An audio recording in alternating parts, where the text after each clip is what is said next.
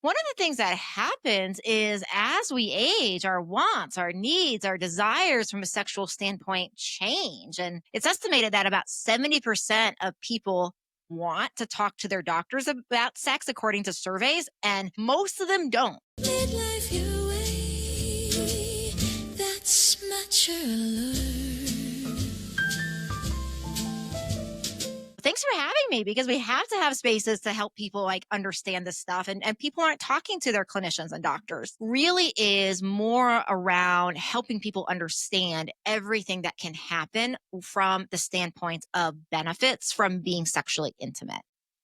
The hormone oxytocin, for example, is the hormone that, some people know as the cuddle hormone, the hug hormone, the love hormone. But the biggest way we get a boost of oxytocin and a boost at 200 to 500% increase in our blood is at orgasm. We get that percentage increase. Why is it seen as taboo? We haven't normalized it.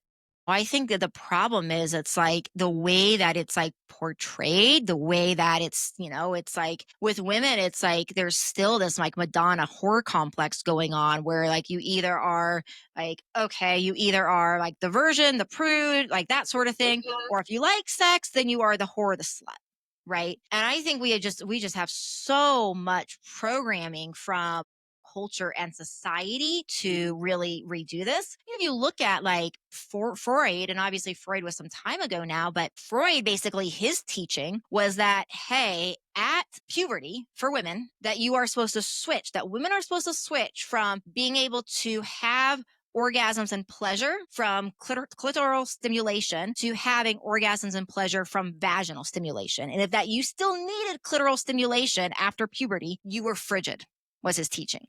Mm. Right. So it's like, I'm not saying that we're still at that level, but like that's where we're coming from around, around this, where it's like masturbation safe for men. It's not safe for women. It's like slutty for women or so I just think that a lot of our problem, truthfully, is that we have not created the safe spaces Mhm. to talk about this, as well as not really training people like and having conversations of like, okay, how do we actually have these conversations in ways with our partner that's not going to shame, that's not going to judge them for their fantasies or whatever they get turned on by, but also is going to be safe and consensual and respectful. And we have to be in many ways like trained and taught this. It's like even my work, I do so much of these podcasts because it's very hard for me to get my brand out, even though, my brand is very professional. Like I keep things like extremely professional in my work. You don't ever see like, porn on my websites. You don't see porn in any of my classes like you do in other people's. I'm not judging that, but like my brand is extremely professional and